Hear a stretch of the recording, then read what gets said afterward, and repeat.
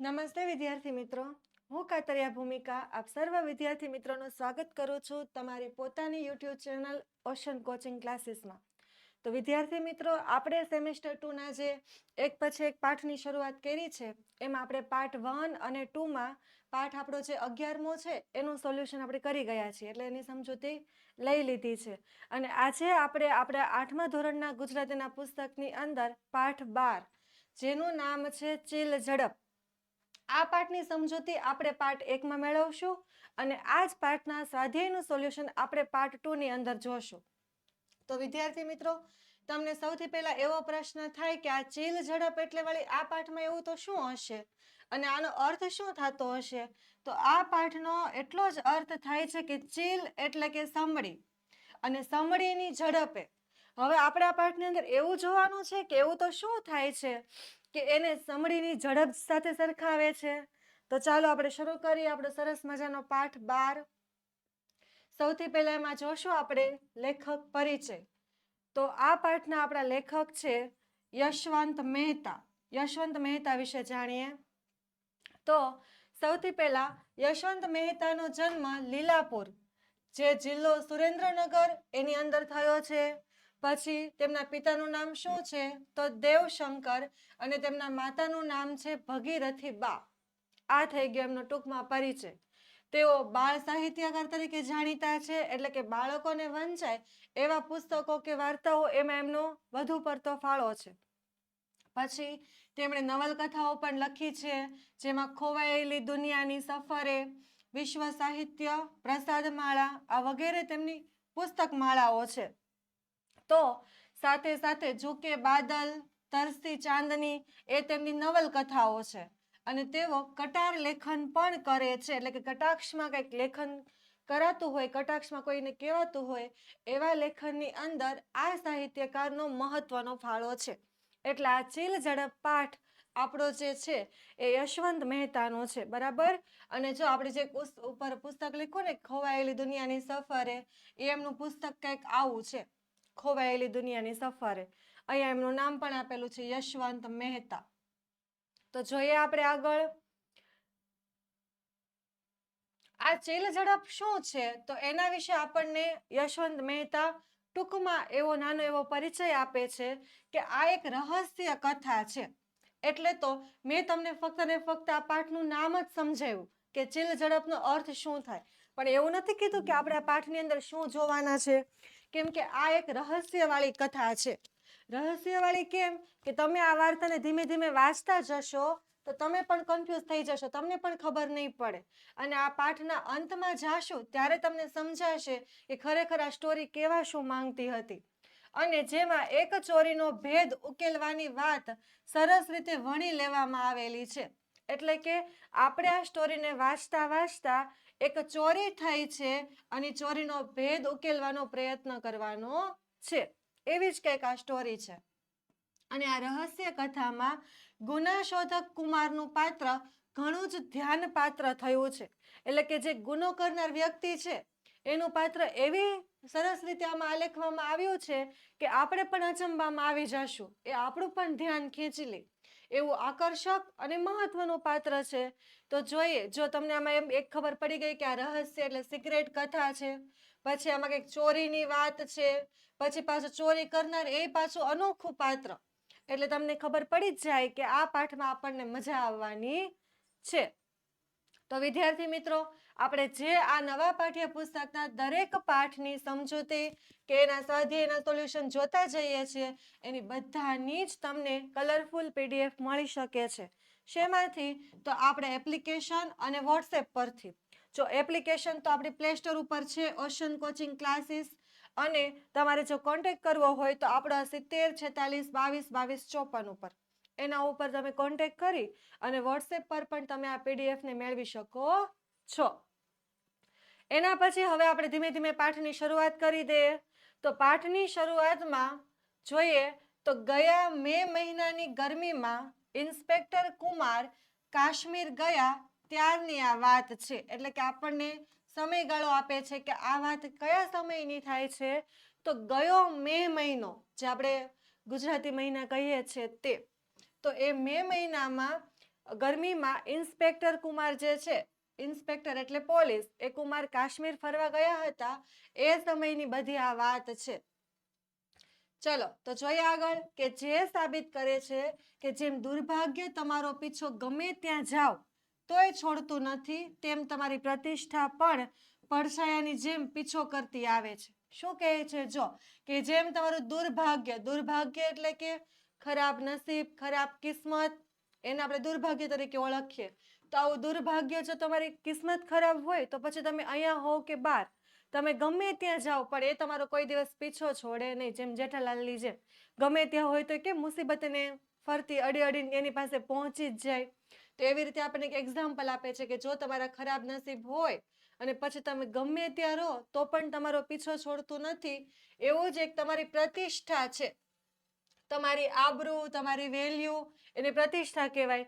એ પણ પડછાયાની જેમ તમારી પાછળ પાછળ બધે ફરતી જ હોય, એ પણ તમારો પીછો છોડતી નથી. હવે સમય હતો એક કાશ્મીરી બપોરનો, એટલે કે કાશ્મીરની અંદર જ્યાં ફરવા ગયા તો જો તમને સરસ મજાનું દ્રશ્ય આપ્યું છે કે કાશ્મીરની અંદર પણ પાછો સમય કેવો? તો બપોરનો. અને ઘટનાની પાર્શ્વભૂમિ હતી એક હોટલ. પાર્શ્વભૂમિ એટલે કે ઘટના જે બની હોય એનો પહેલાનો ભાગ કે પહેલાની કઈ પ્રવૃત્તિ, એવી રીતે તમે ઓળખાવી શકો. તો અહીંયા એ રીતે શું છે? તો એ રીતે છે હોટેલ. અને સીન ઓફ એક્શન એ હોટેલનો રિસેપ્શન રૂમ. એટલે કે આ જે આખી ઘટનાનું સીન અત્યારે ક્રિએટ થાય છે કે સીન ઓફ એક્શન, કે એક્શન માટેની જે સ્ક્રીન છે એ શું છે? તો એ હોટેલનો રિસેપ્શન રૂમ છે. પહેલાના ભાગ તરીકે હોટેલ, અને અત્યારે જે ઘટનાનું આખું બધું ચાલે જ છે તો એ ક્યાં તમને જોવા મળે છે? તો હોટેલના રિસેપ્શન રૂમમાં, જ્યાં આપણે એન્ટર થઈને તરત પૂછપરછ કરવાનો જે કે એરિયો હોય તો એને આપણે રિસેપ્શન એરિયો અથવા તો રિસેપ્શન રૂમ તરીકે ઓળખતા હોય. ત્યાં ટેબલો મૂકેલા હોય તે એરિયાની વાત છે. હવે આપણે આગળ જોઈએ શું થાય છે. તો એ રૂમની દિવાલ સરસું એક ઊંચું ટેબલ હતું અને સામે 6-7 ખુરશીઓ હતી. જો એ જે તમને અહીંયા ફોટામાં બતાવે છે કે જે રિસેપ્શન એરિયો છે એમાં એક દિવાલને સરસું એક સરસ ઊંચું ટેબલ હતું અને એની આજુબાજુ સામે 6-7 ખુરશીઓ મૂકેલી હતી. એક તરફ મોટી બારી હતી જેમાંથી કાશ્મીરના હિમાચ્છાદિત શિખરોનું મનોરમ્ય દ્રશ્ય દેખાતું હતું. જો હિમાચ્છાદિત એટલે કે હિમ એટલે કે બરફ, અને આચ્છાદિત એટલે કે બરફથી ઢંકાયેલા એવા શિખરો. કાશ્મીરમાં તો તમને એવું જ જોવા મળે. એટલે એમ કહે છે કે રિસેપ્શન એરિયામાં જ આ ટેબલ અને આજુબાજુ જ્યાં 6-7 ખુરશીઓ હતી ત્યાં એક બારી પણ મૂકેલી હતી. અને આ બારીમાંથી આપણે કેવું દ્રશ્ય જોઈ શકતા હતા? તો કાશ્મીરનું જે હિમથી આચ્છાદિત જે શિખરવાળું દ્રશ્ય છે એ તમને તે બારીમાંથી દેખાતું હતું. હવે ટેબલની સામે એક બારણું હતું અને અત્યારે એ બારણામાં 2 આદમી દાખલ થઈ રહ્યા હતા. જો આપણને ટેબલની વાત કરી, ખુરશીની વાત કરી, ત્યાંની બારીની વાત કરી અને ત્યાં એક બારણું એટલે કે દરવાજો પણ છે. અને આ દરવાજામાંથી અત્યારે એટ ધ ટાઈમ એટલે અત્યારે જ 2 આદમી જે છે એ દાખલ થઈ રહ્યા છે, એટલે કે એન્ટર થઈ રહ્યા છે. એક હતો તખ્તમલ જૈન, જે કલકત્તાની એક મારવાડી પેઢીનો સેલ્સ મેનેજર હતો. જો તમને પરિચય આપે છે કે આ દરવાજામાંથી જે 2 વ્યક્તિઓ દાખલ થાય છે એ 2 વ્યક્તિઓ કોણ કોણ છે અને ક્યાંના છે. તો જો જે એક એનું નામ શું છે ખાસ તમારે યાદ રાખવાનું છે પાત્રો તરીકે. તો આનું નામ છે તખ્તમલ જૈન, જે ક્યાંથી આવેલો છે? તો કલકત્તાથી, અને કલકત્તાની એક મારવાડી પેઢીનો એ સેલ્સ મેનેજર છે. અને એની સાથે હતો કાશ્મીરના પ્રવાસીઓને સેવા આપી અને પેટીયું રળતો ગાઈડ. જો પેટીયું એટલે પેટીયાનો અર્થ શું થાય? તો પોતાનો જીવન નિર્વાહ, પોતાના પરિવારને ચલાવવા માટે જે કંઈ આપણે કામ ધંધો કરતા હોય તો એને પેટીયું કહેવાય. એટલે કે પેટીયું રળતો, રળતો એટલે કે કમાતો, અને ગાઈડ એટલે તમને ખબર છે કે ગાઈડ કોને કહેવાય. અને આપણી ગુજરાતી ભાષામાં પ્રોપર જો ગાઈડને કોઈ શબ્દ આપવો હોય તો આપણે એને ભૌમિયો તરીકે ઓળખીએ છીએ. કે આપણે કોઈ અજાણ્યા પ્રદેશમાં કે અજાણી કોઈ જગ્યાએ જાય, ખાસ કરીને કાશ્મીર, હિમાચલ જેવા પ્રદેશોમાં, કેમ કે એમાં બરફ આચ્છાદિત બધા એરિયા હોય, તો ત્યાં આપણને લોકેશન કે રસ્તાની કાંઈ જ ખબર ન પડતી હોય, તો ત્યાં જે પ્રોપર ત્યાંના સ્થાનિક લોકો હોય એ આપણને ગાઈડ કરે અને આ બદલામાં આપણે થોડાક અમુક પૈસા એને ચૂકવવા પડતા હોય, તો એ જે છે ને આપણે ગાઈડ તરીકે ઓળખીએ છીએ. અને અહીંયા કાશ્મીરના પ્રવાસીઓને સેવા આપે છે એવો ગાઈડ એ કોની સાથે છે? તો તખ્તમલ જૈનની સાથે છે. એટલે અહીંયા સુધી આપણે જોયું કે હોટેલની વાત થઈ છે, હોટેલના રિસેપ્શન રૂમની વાત થાય છે. તમને અહીંયા હોટેલના રિસેપ્શન રૂમનું વર્ણન આપ્યું છે કે કઈ રીતે ટેબલ પડેલા છે, ખુરશીઓ છે, દરવાજો છે, બારી છે, બારીમાંથી કેવું દ્રશ્ય દેખાય છે, અને જે દરવાજો છે એમાંથી 2 વ્યક્તિઓ એન્ટર થાય છે અને પાછા એ 2 વ્યક્તિઓ કોણ છે એની પણ તમને સ્પષ્ટતા કરી છે. હવે આ 2 વ્યક્તિનું શું થાય છે? આ હોટેલનો કેમ ઉલ્લેખ કરવામાં આવેલો છે? કાશ્મીરની શું વાત છે એ આપણે ધીમે ધીમે જોતા જઈએ. ચલો આગળ. તો બંને જણ વચ્ચે કશીક ઉગ્રતા પ્રવર્તતી જણાતી હતી. ઉગ્રતા પ્રવર્તતી એટલે કે એ 2 વચ્ચે કંઈક વાતને લઈને માથાકૂટ થતી હોય, એકાબીજા ઊંચા અવાજે બોલતા હોય એવું જણાતું હતું, કેમ કે બંને સાથે આવ્યા હતા એટલે. કારણ કે તખ્તમલ મોટે અવાજે બરાડા પાડી રહ્યો હતો. જો આ તખ્તમલ જે છે પેલા કાશ્મીરનો જે ગાઈડ હતો એની સામે મોટા અવાજે એ બરાડા પાડી રહ્યો હતો અને શું કહેતો હતો? તો જો, અરે ગાઈડ, તમે આમ બાઘા મારતા કા ફરો? મારા પૈસા જલ્દી મેળવો. અરે રામ, આ કેવો ગજબ કહેવાય! હું અહીં ફરવા આવ્યો અને અરે તમે કરો છો શું? જો આવી રીતે અલગ અલગ શબ્દોનો કે વાક્યનો પ્રયોગ કરે અને પેલા ગાઈડને ખીજાય છે. કેવા શું માંગે છે? તો જો કે અરે ગાઈડ, તમે આમ બાઘા મારતા કા ફરો? એટલે આમ તેમ બાઘા શું મારો છો? ક્યાં નજર ફેરવો છો? મારા પૈસા જલ્દી મેળવો. એટલે એના કંઈક પૈસાની વાત છે. એટલે ગાઈડને ખીજાય છે કે મારા જે પૈસા છે એ જલ્દી મને મેળવીને આપો. અને સાથે સાથે એવું પણ કહે છે કે આવું કેવું ગજબ કહેવાય કે હું અહીંયા કાશ્મીર ફરવા આવ્યો અને તમે કરો છો શું? આવી રીતે એ ગાઈડને ખીજાતો હોય છે. હવે પૈસાની શું વાત છે, ગાઈડની શું ભૂલ છે, એ હજુ કઈ આપણને ખબર પડી નથી. ગાઈડ કહેતો હતો, મિસ્ટર જૈન, આમ ગુસ્સે ન થાવ, શાંતિ રાખો. હું મારાથી બનતી બધી કોશિશ કરીશ. ના હકના રાડારાડ કરીને ગળું ન દુખાડો. જો ના હકના એટલે કે કાંઈ પણ કારણ વગર ના. અત્યારે બોલવાની કાંઈ પણ આવશ્યકતા નથી અને તમે બોલતા હોય તો એને ના હકના કહેવાય, એટલે કે વગર કારણના. તો ગાઈડને શાંત પાડતો પાડતો શું કહે છે? એનું નામ તખ્તમલ જૈન હતું. એટલે એવી રીતે સંબોધે છે કે મિસ્ટર જૈન, તમે આવી રીતે ગુસ્સો નહીં કરો, શાંત થઈ જાઓ. હું મારાથી બનતી એટલી બધા જ પ્રયત્ન કરીશ, એટલે કે કોશિશ કરીશ, અને તમે ખોટું કારણ વગરનું આવું રાડારાડ પાડી અને ગળાને પરેશાની આપો નહીં, ગળાને દુખાડો નહીં. એ જ વેળા હોટલનો માલિક સુરજસિંહ ડોગરા પણ આ રૂમમાં આવી પહોંચ્યો. જો એ જ વેળા એટલે કે સમયે, એ જ સમયે કોણ આવે છે? તો આ જે હોટેલના રિસેપ્શન રૂમની વાત થતી હતી અથવા તો હોટેલની વાત થતી હતી, એ હોટેલના માલિક, નામ યાદ રાખજો ખાસ, કે સુરજસિંહ ડોગરા, એ પણ ત્યાં એ રિસેપ્શન રૂમની અંદર આવી પહોંચે છે. અને એની સાથે બીજા 3 જણ પણ આવ્યા. એ જે સુરજસિંહ ડોગરા રિસેપ્શન રૂમની અંદર આવ્યા તો એની સાથે બીજા 3 લોકો પણ સાથે સાથે એન્ટર થાય છે. એની અંદર એક હતો આલ્ફોન્સો મિરાન્ડા. જો નામ થોડું અટપટું છે પણ આપણે યાદ રાખવાનું છે. તો એક વ્યક્તિ જેની સાથે આવે છે એનું નામ શું છે? તો આલ્ફોન્સો મિરાન્ડા. અને એ નાની નાની મૂછો વાળો આધુનિક દેખાતો ગોન હતો. એટલે કે જોવામાં કેવો લાગતો હતો? તો આધુનિક લાગતો હતો. એની મૂછો કેવી હતી? તો નાની નાની હતી. એની સાથે બીજું કોણ હતું? તો નરેન્દ્ર કેળકર. એ સહેજ નીચો મહારાષ્ટ્રીયન હતો, એટલે કે હાઈટમાં નીચો મહારાષ્ટ્રીયન કહે છે કે મહારાષ્ટ્રનો હતો. અને ત્રીજો હતો કુમાર. એને તો તમે સૌ ઓળખો જ છો, બરાબર?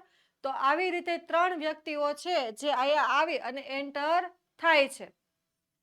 સુરજસિંહે કહ્યું, આવો સૌ અહીં બેસીએ અને આ મિસ્ટર જૈનની વાતને સાંભળીએ. જો સુરજસિંહ શું કહે છે કે બધા આવો, આપણે અહીંયા બેસીએ અને આ મિસ્ટર જૈનની વાતને સાંભળીએ. મિસ્ટર જૈન કોણ છે? તો જે હમણાં ગાઈડ ઉપર બૂમાબૂમ કરતા હતા તે. તો એની શું વાત છે જો, તખ્તમલ વળી રાતો પીળો થઈ ગયો. તખ્તમલ એટલે કે ઓલો જૈન, એ રાતો પીળો થઈ જાય છે, એટલે કે વધુ ગુસ્સો કરે છે, ગુસ્સામાં આવી જાય છે. શું કામ? કેમ કે મિસ્ટર ડોગરા 2000ની 15 નોટો એ ગુમ થઈ ગઈ છે અને તમે દાદીમાની વાતો સાંભળવી હોય એમ નિરાંતે બેસવા માંગો છો. જો પેલા એ કીધું ને કે આપણે બેસીને મિસ્ટર જૈન શું કહેવા માંગે છે એને ધ્યાનથી સાંભળીએ. એટલે મિસ્ટર જૈનને ગુસ્સો આવે છે કે હું અહીંયા કઈ વાર્તા કરવા બેઠો છું કે તમે બધા નિરાંતે બેસવાનું કહો છો. તો આ પેરેગ્રાફની અંદર આપણને ખબર પડે છે કે એને ખરેખર તકલીફ શું છે. તો એને તકલીફ એ છે કે એની 2000ની 15 નોટો ખોવાઈ ગઈ છે. તો 2000ની 15 નોટો હોય તો એની કેટલી રકમ ખોવાણી હોય? તો એના 30,000 રૂપિયા અત્યારે કાશ્મીરની અંદર ખોવાઈ ગયા છે. એટલે એ પ્રશ્ન છે અને એ પ્રશ્નને લઈ અને ગાઈડ ઉપર ખીજાતો હતો અને એના વિશે જ વાત સાંભળવા માટે આ મિસ્ટર ડોગરા આવે છે, બરાબર, જે હોટલના માલિક છે. મિરાન્ડા બોલી ઉઠ્યો, સાંભળ્યું હવે, તમારી પાસે બહુ રૂપિયા હતા એનું ગાણું ગાયા ન કરો. એટલે કે હા અમને ખબર છે, અમે સાંભળ્યું કે ભાઈ તમે બહુ બધા પૈસા લઈને આવ્યા હતા, એટલે વારે વારે એકની એક વાત રિપીટ નહીં કરો. એમ રૂપિયા રૂપિયા કરીએ, રૂપિયા થોડા જ મળી જવાના છે. એ શું કહે છે કે આમ વારે વારે તમે રકમ યાદ અપાવડાવ્યા કરશો અને વારે વારે રૂપિયા રૂપિયા કર્યા કરશો તો એમ કઈ બોલવાથી રૂપિયા તમને મળી જવાના છે, એવી રીતે મિરાન્ડા કહે છે. હવે આપણે આગળ જોઈએ શું થાય છે. તો જો તખ્તમલ એના તરફ ઘસી જવા માંગતો હતો પણ ગાઈડે બંનેની વચ્ચે ઊભા રહી અને એમને અળગા રાખ્યા. અળગા રાખ્યા એટલે કે અલગ રાખ્યા, જુદા રાખ્યા. કેમ કે તખ્તમલને હવે એના ઉપર ગુસ્સો આવે છે, લોકો પૈસા પૈસા કરમાં, એટલે એ ગુસ્સો કરી અને એના તરફ ઘસી જવા માટે પ્રયત્ન કર્યો. એટલે એની સાથે મારપીટ કરવા માટે જો આ રીતે તને ચિત્રની અંદર આપ્યું છે કે મારપીટ કરવા માટે ઊભો થઈ અને એના તરફ આગળ વધે છે. પણ આ વચ્ચે ગાઈડ આવી જાય છે અને બંનેને રોકી લે છે, અળગા રાખે છે, એટલે કે જુદા રાખે છે. અને એ બોલ્યો, મિસ્ટર જૈન પ્લીઝ, મહેરબાની કરીને શાંત રહો. કે પ્લીઝ એટલે રિક્વેસ્ટ કરે છે કે તમે મહેરબાની કરીને અત્યારે શાંત રહો, આવી મારપીટ ને ખોટો ગુસ્સો કરો નહીં. પછી શું થાય છે તો સૂરજસિંહ કહે છે કે આપ સૌ આમ ઊભા છો તેના કરતા બેસો તો, કે આપણે પૈસાની ચર્ચા કરવા માટે આવ્યા જ છીએ તો બધા જ જો ઊભા રહેશો તો કાંઈ ફાયદો નથી, તેના કરતા બેસીને વાત કરીએ તો મિરાન્ડા જવાબ આપે છે કે એ કઈ ખોટો વિચાર નથી, એટલે કે બેસીને વાત કરીએ તો પણ ચાલે, એ તમારો કઈ ખોટો વિચાર છે નહીં. ત્યારબાદ નરેન્દ્ર કેળકર કહે, હા હા બરાબર છે, ચાલો આપણે ખુરશીઓ આગળ ખેંચવામાં મિસ્ટર ડોગરાને મદદ કરીએ. કે વાંધો નહીં, પેલી જે પાછળ ખુરશીઓ પડી હતી એ આગળ ખેંચવામાં આપણે મિસ્ટર ડોગરાને મદદ કરીએ અને બધા બેસી અને શાંતિથી આ વાતની ચર્ચા કરીએ. બધાએ મળીને ખુરશીઓ ખસેડવા માંડી, એટલે કે બધા સાથે મળી અને ખુરશીઓને આગળ લે છે અને ફક્ત તખ્તમલ મોં ચડાવી અને એક બાજુ ઊભો રહ્યો છે. કેમ કે એના તો પૈસા ખોવાણા છે, એને ખુરશી ખેંચવામાં કે બેસવામાં કાંઈ રસ નથી, એને તો 30,000 કેમ મળે એનો જ રસ છે.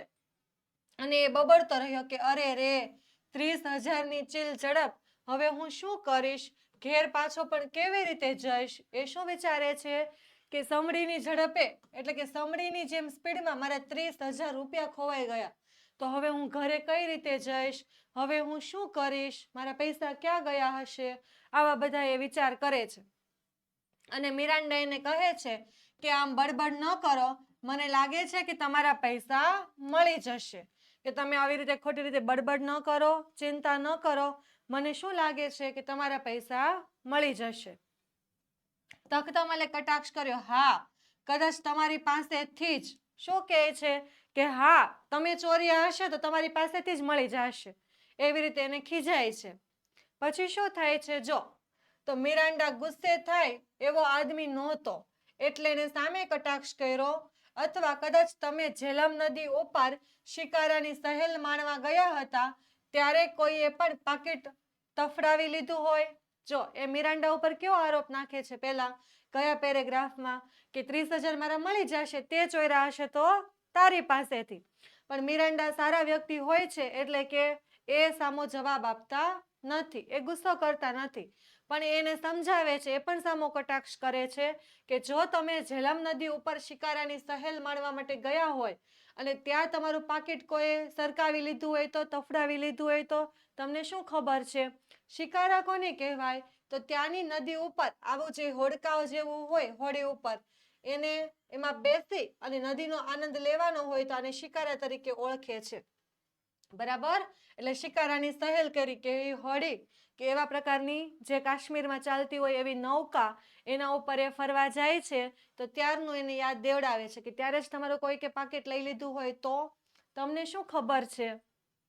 પછી શું થાય છે જો, તો તખ્તમલે મિરાન્ડા સામે એવી નજરે જોયું જાણે એ નજરોને દાંત હોય તો મિરાન્ડાને આંખોને આંખો ચાવી જાય, જાણે આંખોથી જેને ડરાવતો હોય. જો તમને આ ફોટાની અંદર આપ્યું છે કે આંખોથી જ જાણે એને ખાઈ જવાનો હોય, એટલો બધો ગુસ્સો આંખોમાં જ બતાવતો હોય, એવી રીતે કટાક્ષ ભરી આંખોથી તે મિરાન્ડાની સામે જોઈ રહે છે કે એને તો મિરાન્ડા ઉપર આરોપ નાખ્યો કે તે મારા પૈસા લઈ લીધા હશે, અને મિરાન્ડા બચવા માટે નૌકાનું કે ત્યાંથી તમારે કોઈક પાકીટ ચોરી ગયું હશે તો, એટલે એની સામે ગુસ્સાવાળી નજરે જોવે છે.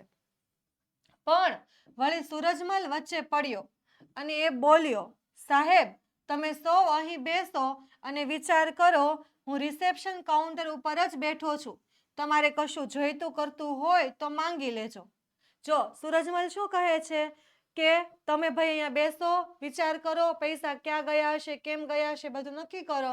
હું રિસેપ્શન કાઉન્ટર ઉપર બેઠો છું, તમારે કાંઈ પણ વસ્તુની કાંઈ પણ જરૂર પડે તો તમે મને કહેજો, એમ એ કહી દે છે.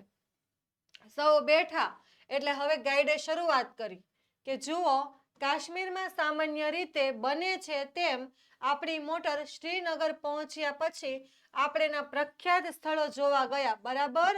એટલે કે ગાઈડ હવે ધીમે ધીમે યાદ કરાવવાનો પ્રયત્ન કરે છે કે આપણે શરૂઆત ક્યાંથી કરી, પછી ધીમે ધીમે કયા સ્થળો લીધા. એટલે એ એવી રીતે યાદ કરાવે છે કે સૌથી પહેલા આપણે શ્રીનગર પહોંચ્યા, પછી ત્યાંથી અહીં આપણે જે પ્રખ્યાત ફેમસ બધા પ્લેસ હતા એ બધા સ્થળોએ આપણે ફરવા ગયા. એમ કરી અને યાદ કરાવવાનો પ્રયત્ન કરે છે. મિરાન્ડા કહે છે, બરાબર, પણ મને તો અહીં પ્રખ્યાત બગીચા જોવામાં જ વધુ રસ છે.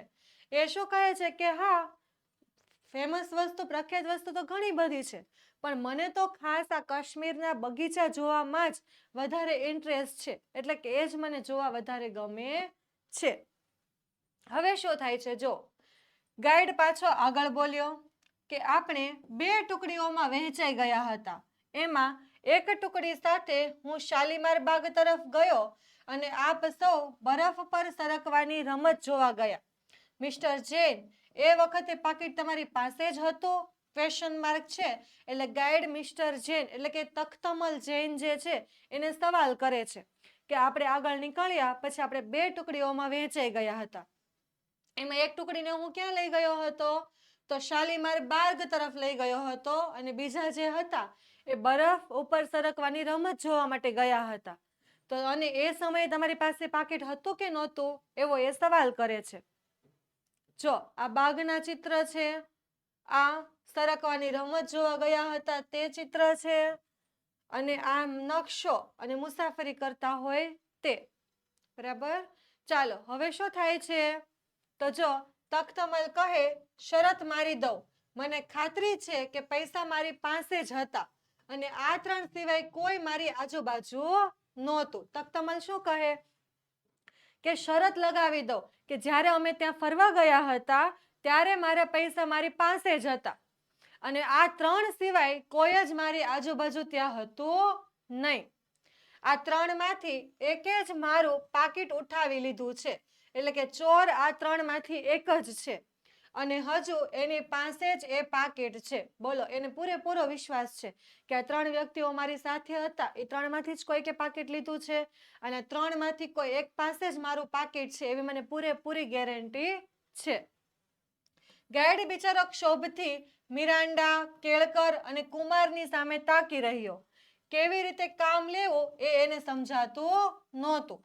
એટલે હવે તમારે યાદ રાખવાનું કે આ તખ્તમલ જૈન જે છે, તખ્તમલ જૈન એનું પાકીટ ચોરાણું છે અને એની સાથે કયા 3 વ્યક્તિઓ હતા એ કોની ઉપર આરોપ નાખે છે? તો એક તો મિરાન્ડા, પછી કેળકર અને આ કુમાર એટલે ગાઈડ. આ 3ની સામે બિચારો જોઈ રહે છે પણ એને કઈ ખબર પડતી નથી, કેમ કે આવી રીતે કોઈ પણ વ્યક્તિ ઉપર એવો ઇલ્ઝામ લગાવી શકે નહીં. પછી શું થાય છે? તો આખરે કુમારે વાતનો દોર પોતાના હાથમાં લેવાનું નક્કી કર્યું. છેલ્લે કોણ હાથમાં દોર લે છે? કુમાર. હવે આ બધી વાતમાં પડવાનું એ નક્કી કરે છે કે હવે મારે કંઈક બોલવું જ પડશે. અને એણે તખ્તમલને પૂછ્યું, જુઓ શેઠ, અહીં બેઠેલા 4માંથી એક ગાઈડ પર તો તમને શંકા નથી જ, ખરું ને? એટલે કે આપણે બધા બેઠા છીએ એમાં ગાઈડ ઉપર તો તમને પૂરેપૂરો વિશ્વાસ છે, એની ઉપર તો તમને કોઈ શંકા નથી, સાચું ને? કારણ કે તમારું પાકીટ ગયું ત્યારે એ તમારી પાસે નહોતો. એનું શું કારણ છે?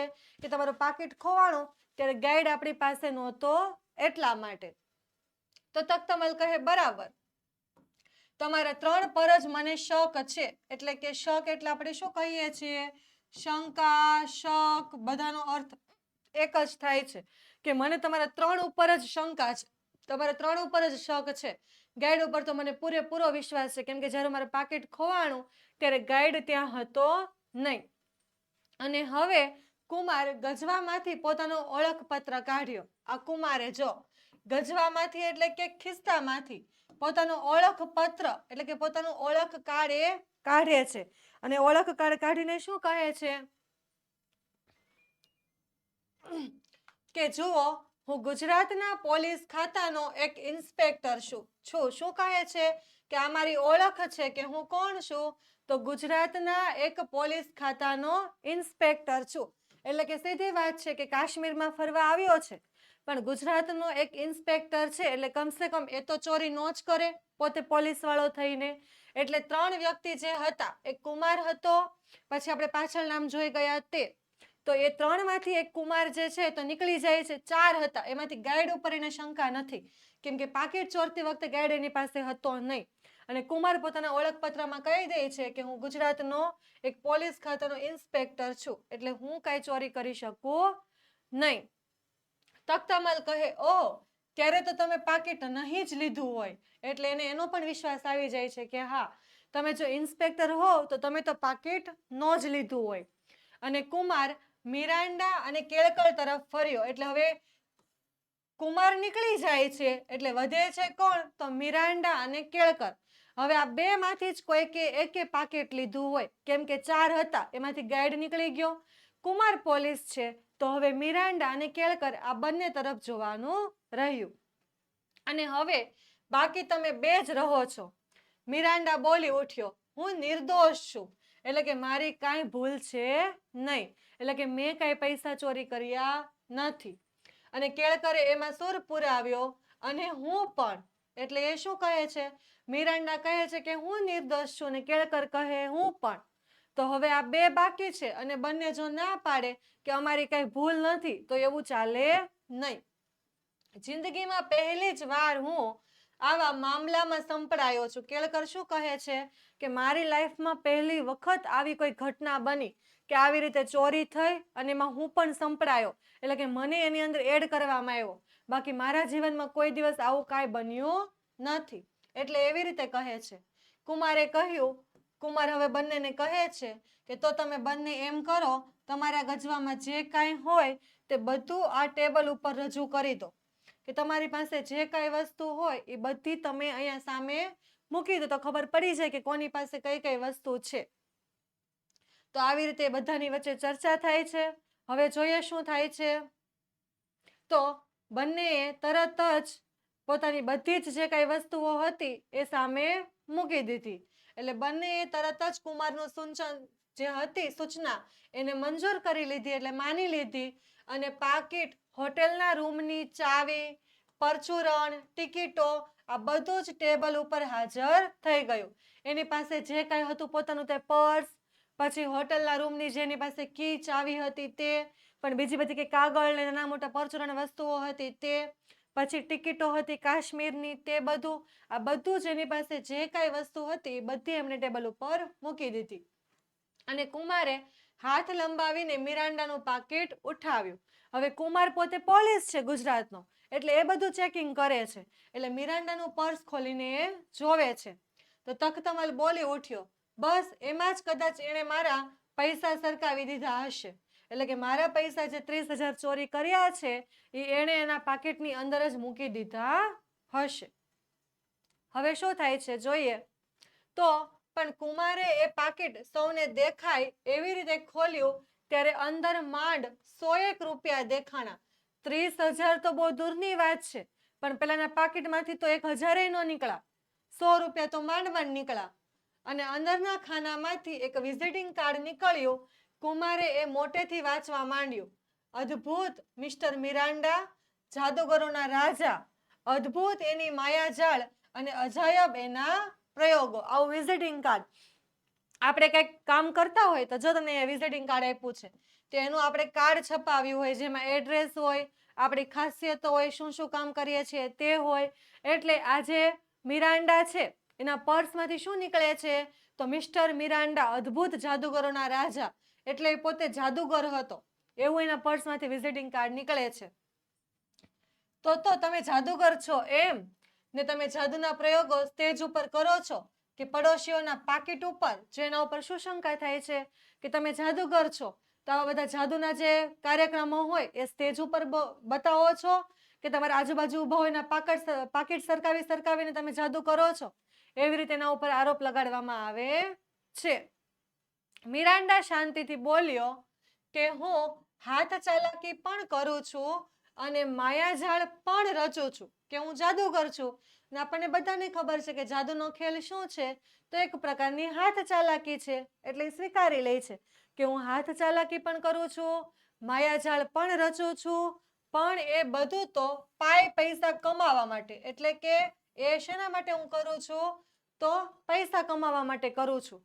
મેં કદી હરામની એક પણ પાય પણ તફડાવી નથી. એટલે મેં કોઈ દિવસ વધારાની કે આવી ચોરી કરીને કે હરામની કે કારણ વગરનો કોઈ દિવસ એક પૈસો પણ મારા ખિસ્સામાં નાખ્યો નથી. આજે જાદુ ને બધું હું કરું એ પૈસા કમાવા માટે કરું, પણ એક કામ તરીકે કરું. કોઈ દિવસ હરામના પૈસા હું લેતો નથી. કુમારે એ કાર્ડ મિરાન્ડાના પાકીટની અંદર પાછો મૂક્યો અને પછી કેળકરનું પાકીટ ઉપાડ્યું. જો મિરાન્ડાના પાકીટમાંથી શું ખબર પડી કે એ જાદુગર છે, અને હવે કેળકરનું પાકીટ ખોલવામાં આવે છે. એમાં તપાસ કરી, પૈસા નહોતા.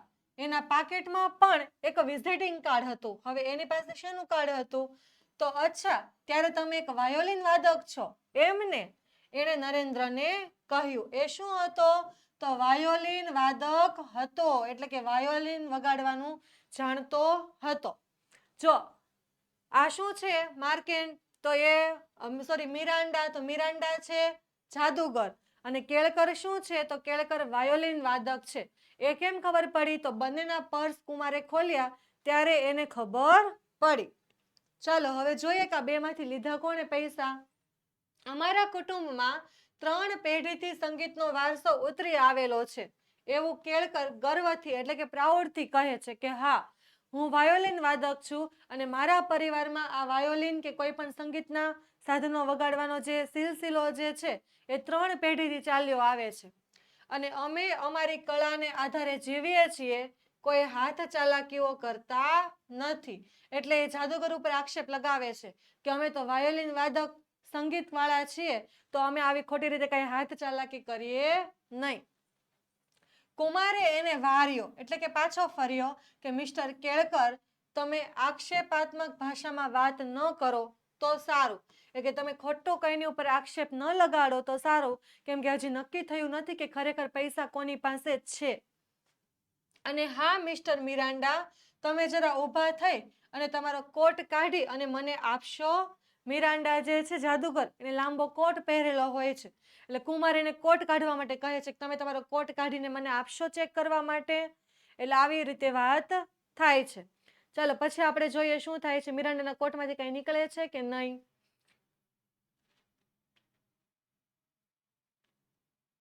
તો જોઈએ મિરાન્ડાએ તરત જ કોટ કાઢી અને આપ્યો અને કુમારે એની ઝીણવટ ભરી તપાસ કરી. એટલે કોર્ટની નાની નાની બાબતો બધી એને બધા ખિસ્સા અને બધી જ વસ્તુ ચેક કરી લીધી. એટલે કે ઝીણવટ ભરી તપાસ કરી અને એના માત્ર ગજવામાં જ નહીં પણ ઈચે ઈચ કાપડ દબાવી જોયું. એટલે આખા કોર્ટને એને ચેક કરી લીધો કે આને ક્યાંય બીજે પણ પૈસા નથી દબાવ્યા ને. કોર્ટમાં ઘણીવાર ગુપ્ત ખિસ્સા હોય છે. એની સિલાઈ બેવડા ત્રેવડા કાપડની હોવાથી એમાં ઘણું બધું સરકાવી દઈ શકાતું હોય છે. અને ખાસ કરીને આ જાદુગરના કોટો તો બહુ બધા અંદરથી આપણને કાઢી કાઢીને બતાવતા હોય. એટલે એની અંદર બહુ ગુપ્ત એવા ખિસ્સા હોઈ શકે. એટલે એની વ્યવસ્થિત એ તપાસ કરે છે. પરંતુ કોર્ટમાં કશું નહોતું. પણ કુમારને કોર્ટમાંથી કાંઈ મળતું નથી. અને કુમારે મિરાન્ડાને ઊભો કરી અને એના બીજા કપડાની અને અંગત તપાસ પણ કરી. હાથમાં ને પગમાં ને બધે જોયું કે બીજે ક્યાંય પણ એને પૈસા છુપાવ્યા હોય તો. પણ 30,000ની નોટો કે પાકીટ એણે શરીર ઉપર તો ક્યાંય છુપાવ્યા હોય એવું લાગ્યું નહીં. એટલે કોર્ટમાંથી કે એની પાસેથી કે ક્યાંયથી પણ ન પાકીટે મળ્યું અને ન 30,000 મળ્યા. તો હવે તમને પણ વિચાર આવતો હશે ને કે આ પૈસા ગયા ક્યાં, ચોર્યા કોણે હશે? એટલે જ આપણને કીધું હતું કે આ એક રહસ્યમય વાર્તા છે. તમને છેલ્લે ખબર પડશે. આ પછી એણે નરેન્દ્ર કેળકરને ઊભો કર્યો અને એણે કોટ તો પહેર્યો નહોતો પણ પહેરણની બાયો ચડાવી રાખી હતી. અને કુમારે એ ઉતરાવીને પણ તપાસ કરી લીધી. એટલામાં એણે જોયું કે નરેન્દ્રના જમણા હાથે એક ઘા ઉપર એક સફેદ મલમ પટ્ટી લગાડેલી હતી. જો પેલા કોની તો પેલા જાદુગરની તપાસ કરવામાં આવી, એનો કોટ ને બધી વસ્તુ. પછી એની પાસે કાંઈ નહોતું એટલે નરેન્દ્ર કેળકરને ઊભો કર્યો. એને કોટ નહોતો પહેર્યો પણ પેરણની બાયોને બધું ચડાવેલું હતું. એ બધું જ કઢાવી અને એની આખી વ્યવસ્થિત તપાસ કરવામાં આવી. અને તપાસ કરતા ખબર પડી કે એને જમણા હાથમાં એક ઘા વાગેલો છે, એક ચોટ લાગેલી છે અને એના ઉપર સફેદ મલમ પટ્ટી પણ લગાડેલી છે. આ શું છે એણે પૂછ્યું. એટલે કુમાર પૂછે છે કે આ શું થયું? તો ઓલો જવાબ આપે છે કે મને 3 દિવસ પહેલા વાયોલિનનો એક તાર અહીં વાગી ગયો એટલે મલમ પટ્ટીઓ લગાડી છે. કે મને 2-3 દિવસ પહેલા શું થયેલું? તો વાયોલિનનો જે તાર હોય એ વાગી ગયેલો એટલે મેં ત્યાં મલમ પટ્ટી કરેલી છે. જો આવી રીતે બતાવે છે, જમણા હાથ ઉપર પટ્ટી. હવે આપણે આગળ જોઈએ. પણ આ તો એક જ પટ્ટી છે અને આવા ઘા ઉપર આડી ઊભી 2 પટ્ટીઓ લગાડાઈ છે. બીજી પટ્ટી ક્યાં? હવે કુમાર એવો સવાલ કરે છે કે આટલો મોટો ઘા હોય તો આમાં આપણે ઊભી અને આડી 2 પટ્ટી મારીએ. હવે તમારે અહીંયા એક પટ્ટી મારેલી છે ને, જોતા ખ્યાલ આવે કે બીજી પટ્ટી નથી. તો આ બીજી પટ્ટી ક્યાં ગઈ એવો સવાલ કરે છે. તો એ શું જવાબ આપે? જો કે આજે સવારે હું નાહવા ગયો ત્યારે એક પટ્ટી ઉખડી ગઈ છે. શું કહે છે કે આજે સવારે હું બાથરૂમમાં નાહવા ગયો હતો ત્યારે એક પટ્ટી ઉખડી ગઈ, બાકી મેં 2 જ પટ્ટી લગાવી હતી. આ બાઈ તમે ચારે વાળેલી છે, જરા ઉતાવળમાં વાળેલી જણાય છે. એમ કહે છે કે આ બાઈ તમે ક્યારે વાળેલી? ફટાફટ ઉતાવળમાં વાળેલી હોય એવી લાગે છે.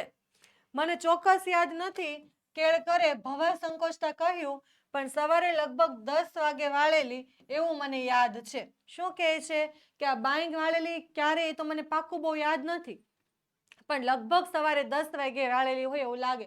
ભવા એટલે કે આમ નેણ સંકોચતા વિચારીને બોલતો હોય એવી રીતે જવાબ આપે છે. હવે તમને ખાતરી થઈ ને કે મેં પાકીટ લીધું નથી? એટલે એને એમ કે મારી તપાસ કરી લીધી એટલે હું ફ્રી. એટલે એમ કહે છે કે હવે તમને વિશ્વાસ આવી ગયો ને કે મેં પાકીટ નથી લીધું? જોઈએ હવે આગળ શું થાય. કુમારે એને શાંત રહેવા માટે ઈશારો કર્યો કે ભાઈ તું શાંત રહે, એટલું બધું બોલીશ નહીં. તખ્તમલ ઉશ્કેરાટપૂર્વક બોલી ઉઠ્યો, પણ મને ખાતરી છે કે આ 2 માંથી એકે જ પાકીટ લીધું છે. એ શું કહે છે કે એ ભલે કે મેં પાકીટ નથી લીધું પણ મને પૂરેપૂરો વિશ્વાસ છે કે કાં તો આ જાદુગર અને કાં તો આ વાયોલિન વાદક, આ 2 માંથી કોઈ એકે જ મારું પાકીટ લીધેલું છે. એટલામાં મિરાન્ડા બોલી ઉઠ્યો, અરે મને એક વિચાર આવે છે. આપણને શી ખાતરી કે આ મિસ્ટર કુમાર ગુપ્ત એક પોલીસ ઇન્સ્પેક્ટર જ છે? જો આપણને એની ઉપર કેમ વિશ્વાસ કરી લેવો કે પોલીસ ઇન્સ્પેક્ટર જ છે? એમ ખોટું પણ બોલતો હોય. એ પોતે જ કદાચ ચોર હોય અને પોલીસ ખાતાનો બનાવટી કાગળ એને બનાવ્યો હોય અને અહીં કાશ્મીરમાં કોણ પૂછવાનું કે ગુજરાતમાં પોલીસ વાળા છે કે ઠગ? ઠગ એટલે કે જૂઠું બોલનાર, લૂંટેરાના જેવો. તો આપણને થોડી ખબર કે ગુજરાતમાં પોલીસ છે અને કાશ્મીરમાં એને કોણ ઓળખવાનું હતું, અને આઈડી કાર્ડ તો એ ખોટું પણ બનાવી દે, તો આપણે એના ઉપર કઈ રીતે વિશ્વાસ કરવો, એવું મિરાન્ડા કહે છે. કેળકર બોલી ઉઠ્યો કે તદ્દન સાચી વાત છે. મિરાન્ડા કહે એના કરતાં આપણે આ કેસ શ્રીનગરની પોલીસને જ સોંપી દઈએ, એટલે આપણને ખબર નહીં પડે કે કોણે પૈસા લીધા. તો આપણે શું કરવું જોઈએ, તો એ શ્રીનગરની પોલીસને બોલાવવા જોઈએ. પોલીસને તખ્તમલ ચોંચો તો મને મારા પૈસા મળી રહ્યા, અને એ લોકો તો કેટલા દિવસ લગાડે ત્યાં સુધી મારે અહીં ગોંધાઈ રહેવું પડે. મારે કામ ધંધો હશે કે નહીં, કે હું કાશ્મીર અહીંયા ફરવા આવ્યો છું, પરમેનન્ટ રહેવા નહીં, અને અહીંયાની પોલીસને જો આ કેસ આપું તો કેટલાય દિવસ લગાવે, તો ત્યાં સુધી શું અહીંયા હું બેસી રહેવા માટે કંઈ નવરો છું, મારે કંઈ બીજા કંઈ કામ ધંધા નથી. એવી રીતે તખ્તમલ ના પાડે છે કે મારે કાંઈ પોલીસને કહેવું નથી. કુમાર કહે પણ આપણે તો અહીં ચોર પકડવાને બદલે એકાબીજાના કાને જ પકડવાની પ્રવૃત્તિ આદરી છે, એટલે સ્થાનિક પોલીસને બોલાવવી જ ઠીક પડશે. ચાલો બધા ઉઠો, અને મિસ્ટર ડોંગરા, તમે જરા શ્રીનગરની પોલીસને તાબડતોડ અહીં બોલાવો. મિસ્ટર ડોંગરા કોણ, તો હોટલના માલિક. એને શું કહે કે તમે એક કામ કરો, આ બધા તો એકાબીજાના કાન ખેંચે છે, એટલે કે એકાબીજાની ઉપર આરોપ નાખવાના પ્રયત્ન કરે છે, એટલે પોલીસને જ બોલાવવા પડશે, આપણું કઈ અહીંયા ચાલશે નહીં. બસ ચોર પકડાઈ ગયો, ડોંગરાએ નજીક આવતા પૂછ્યું. કુમાર કહે ના, પણ હમણાં પકડાઈ જશે. જો ડોંગરાને એવું કીધું કે તમે પોલીસને બોલાવો, તો એને એમ થઈ ગયું કે ચોર પકડાઈ ગયો, એટલે આવીને કે કેમ, બસ ચોર પકડાઈ ગયો. તો કુમાર શું જવાબ આપે છે કે હજી પકડાયો નથી, પણ હમણાં પકડાઈ જશે. એટલામાં નરેન્દ્રએ કહ્યું કે આપણે આ ખુરશીઓ બધી હતી તે મૂકી દઈએ. નરેન્દ્ર એટલામાં શું કહે છે કે આ ખુરશીઓ જેમ હતી એમ આપણે પાછી મૂકી દઈએ. અને ડોંગરા કહે અરે સાહેબ, એવી તકલીફ લેવાની કશી જરૂર નથી. હોટલનો માલિક શું કહે કે એવી કઈ તકલીફ લેવાની જરૂર નથી, તમે તમારું કામ કરો, આ ખુરશીઓ હું મુકાવી દઈશ. પણ નરેન્દ્ર શું જવાબ આપે છે કે એમાં તકલીફ શાની, અમે જ આ ખુરશીઓ વચ્ચે લાવેલા, હવે પાછી મૂકવાની પણ અમારી જ ફરજ છે. આ નરેન્દ્ર સારો થાય છે, પેલો કેળકર, કે અમે જ આ ખુરશીઓ વચ્ચે લાવ્યા હતા, એટલે એને પાછી મૂકવાની જવાબદારી પણ અમારી છે, એમાં અમને કોઈ પ્રકારની કાંઈ તકલીફ છે નહીં.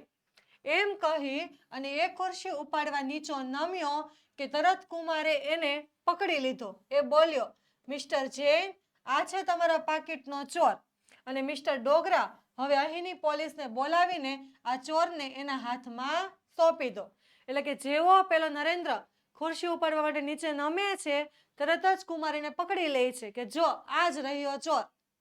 મિસ્ટર જૈન ને કહે છે કે તમારા પાકીટ અને પૈસા આની પાસે છે, અને હોટલના માલિકને પણ કહી દે છે કે હવે પોલીસને બોલાવી લ્યો, આપણે એના ચોરને સોંપી દઈએ. તખ્તમલ મૂંઝાઈ ગયો. અરે કુમાર સાહેબ, આ શું બોલો છો? કેળકર ચોર છે, એની ઝડતીમાં તો કશું નહોતું મળ્યું, તમને કેવી રીતે ખબર પડી કે એ ચોર છે? એટલે એ તો એક વાયોલિન વાદક હતો, તો તમને કેમ ખબર પડી કે આ ચોર છે? જો વાચક મિત્રો, હવે 10 મિનિટ વિચાર કરો કે કેળકર પાકીટ ચોર છે એવું શી રીતે કહી શકાય?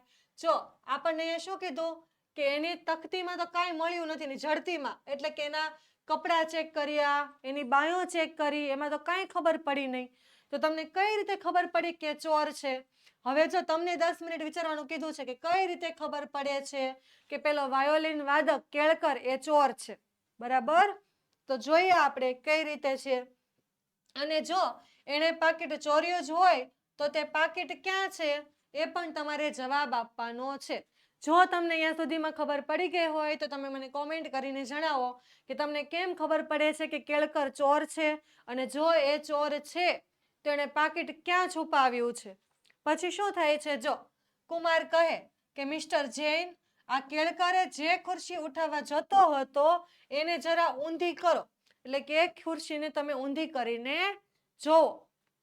અને તખ્તમલે ખુરશી ઊંધી કરી અને આશ્ચર્યનો એક ચિત્કાર એના મોંમાંથી નીકળી ગયો, એટલે કે આશ્ચર્ય પામતો હોય એવો અવાજ એના મોંમાંથી આવે છે. અને પાકીટ ખુરશીના નીચેના ભાગે સફેદ મલમ પટ્ટીથી ચોંટાડેલું હતું. કેળકરે પાકીટને ક્યાં રાખ્યું હતું? તો જે ખુરશી ઉપર તે બેઠો હતો એ જ ખુરશીના નીચેના ભાગે પેલા હાથની એક મલમ પટ્ટી લઈ અને મલમ પટ્ટીથી ત્યાં પાકીટ તેને ચોંટાડેલું કે ચિપકાવેલું હતું. કુમાર કહે, હવે સમજી ગયા ને? ખુરશીઓ ખસેડવાનું મૂળ સૂચન કેળકરે કરેલું. આપણે જ્યારે ખુરશીઓ ખસેડી ત્યારે જ આ ઉસ્તાદે પોતાની એક મલમ પટ્ટી વડે તફડાવેલું પાકીટ ખુરશીની નીચે ચોંટાડી દીધું અને એ પાછું મેળવવા માટે જ આ ખુરશીઓ પાછી ગોઠવવા માટે તે ખૂબ આતુર હતો, એટલે કે ઉત્સુક હતો. હોટલનો માલિક ના પાડતો તોય કે નહીં, અમે ખુરશી જાતે ગોઠવી દઈશું. એટલે કે પેલા જ્યારે ખુરશી બહાર કાઢી ત્યારે પાકીટ ચિપકાવી દીધું અને મૂકતી વખતે પાછું એને મેળવી લેવું હતું, એટલા માટે ખુરશી ગોઠવવા માટે આતુર હતો. તો વિદ્યાર્થી મિત્રો, આપણે ધોરણ 3 થી 12 ની નીચેની PDF કે PPT તમારે જે પણ કાંઈ જોતી હોય તે બધી જ તમને અહીંયા મળી જશે. એમાં શેનો સમાવેશ થાય છે? તો સૌથી પહેલા સ્વ અધ્યયન પોથીનું સોલ્યુશન, પછી સમજૂતી અને સ્વાધ્યાયનું સોલ્યુશન, ગાલા સ્વાધ્યાય પોથીનું સોલ્યુશન, પ્રોજેક્ટ પ્રવૃત્તિ બુકનું સોલ્યુશન, પ્રયોગ પોથી, અંગ્રેજી ગ્રામર, યુનિટ ટેસ્ટ અને અસાઇનમેન્ટ અને મોસ્ટ IMP પેપર. તો એ મેળવવા માટે તમે આપણું એપ્લિકેશન ઉપર જઈ શકો છો, ઓશન કોચિંગ ક્લાસીસની, અથવા તો આપણો કોન્ટેક્ટ નંબર 7046222254, એના ઉપર પણ તમે કોન્ટેક્ટ કરી શકો છો. તો હવે તમને ખબર પડી ગઈ હશે કે 4 વ્યક્તિઓ હતા, એમાં એક ગાઈડ નહોતો, એને તો એ ગણતા જ નહોતો કેમ કે હતો નહીં. પછી કુમાર હતા, એ તો પોતે પોલીસ હતા. પછી જાદુગર હતો, એ બિચારાએ કંઈ લીધું ન હતું. અને છેલ્લે કેળકર જે વાયોલિન વાદક હતો એણે ચોરી કરી હતી. શબ્દાર્થ જોઈ લઈએ. ચીલ ઝડપ, જે આપણા પાઠનું નામ છે, એને શું એનો અર્થ થાય? તો સમડી પેઠે ઝટ ઝડપવું તે. સમડીની જેમ ઝડપી લેવું તેને આપણે ચીલ ઝડપ તરીકે ઓળખીએ છીએ. પછી દુર્ભાગ્ય એટલે કે કમનસીબ, પ્રતિષ્ઠા એટલે કે આબરૂ અથવા તો તમે માન પણ કહી શકો. પછી પાર્શ્વભૂમિ એટલે કે વિચાર, ચિંતન, ચિત્ર, નાટક ને આદિની પાછળની ભૂમિકા, જેને આપણે બેકગ્રાઉન્ડ તરીકે ઓળખીએ છીએ. પછી ઉગ્રતા એટલે થાય છે ક્રોધ. પછી ગાઈડ, ગાઈડ એટલે કે ભૌમ્ય. મેં તમને કીધું હતું કે ગુજરાતીનો આપણો પ્રોપર અર્થ ગાઈડને આપણે ભૌમ્ય તરીકે ઓળખીએ છીએ. પછી માર્ગદર્શન અને ગોવાનો નિવાસી. પછી ક્ષોભ, જો આ ભૌમ્ય એટલે કે ચોરી જવું ને ખાતરી ભરોસો ને આવું બધું તો નહીં થાય, પણ આપણી ચોપડીમાં મિસ્ટેકથી આપ્યું છે એટલે અહીંયા લખ્યું છે. પછી ક્ષોભ એટલે થશે શરમાવવું અથવા તો વ્યગ્રતા. અજાયબ એટલે કે અજબ જેવું. હરામનું એટલે કે હક વગરનું. ઘા એટલે કે જખમ. ખટલો એટલે કે મુકદ્દમો. ચિત્કાર એટલે કે ચીસ, બૂમ પણ તમે કહી શકો. પછી ઉસ્તાદ એટલે કે કાબેલ, જે કામમાં આપણે તબલા વાદકને ને બધાને ઉસ્તાદ તરીકે ઓળખીએ, એનો અર્થ એવો થાય કે એક કામમાં તે માહિર છે. પછી ભવું, આંખની ભમ્મર. ગોંધાઈ રહેવું એટલે કે કેદ રહેવું. અને ચિત્કાર ચીસ એટલે કે ઈશારો, સૂચન. એના પછી ઝડતી, તો પોલીસ તપાસ કે બારીક તપાસ. પછી નાહક એટલે વગર કારણે વારવું, અટકાવવું. હક વગરનું પણ તમે કહી શકો. પછી સહેલ એટલે મોજ મજા. એના પછી શબ્દ સમૂહ માટે એક શબ્દ, તો માયા દ્વારા ઊભી થતી જંજાળ, જેને આપણે માયાજાળ કહીએ છીએ. પછી જાદુના ખેલમાં અથવા કરવામાં આવતી હાથની ચાલાકી, તો હાથ ચાલાકી. સહેલ ગામ માટેની એક પ્રકારની કાશ્મીરી હોડી, મેં તમને કીધું હતું કે હોડી કે નૌકા વિહાર, જેને શિકારો તરીકે ઓળખવામાં આવે છે. એના પછી રૂઢિપ્રયોગ, તો પેટીયું રળવું એટલે કે જીવન નિર્વાહ માટે કમાણી કરવી કે કમાવવું તે. ગાણું ગાવું, તો એકની એક વાત વારંવાર કહેવી. પછી સુર પુરાવવો, તો ચાલતી વાતને ટેકો આપવો. બાઘા મારવા, તો આમ તેમ ફાફા મારવા. રાતાપીળા થઈ જવું, તો ઉશ્કેરાઈ થઈ જવું અથવા ગુસ્સે થઈ જવું, એવું પણ તમે કહી શકો છો. લાલ પીળો થઈ ગયો આપણે કહીએ ને. પછી મોં ચડાવવું, તો રીસાઈ જવું. બરાબર. તો વિદ્યાર્થી મિત્રો, આપણે આ સાથે આપણા 12મા પાઠની સરસ મજાની ચીલ ઝડપની સમજૂતી અહીંયા જોઈ ગયા છીએ. જો તમે 11મા પાઠનો પાર્ટ 1 અને 2 ન જોયા હોય તો જોઈ લેજો. અને હવે આપણે નેક્સ્ટ લેક્ચરની અંદર આ જ પાઠના સંપૂર્ણ સ્વાધ્યાયના સોલ્યુશન સાથે પણ મળશું. તો મહેનત કરો, વાંચો, અમારી સાથે જોડાયેલા રહો. Thank you so much.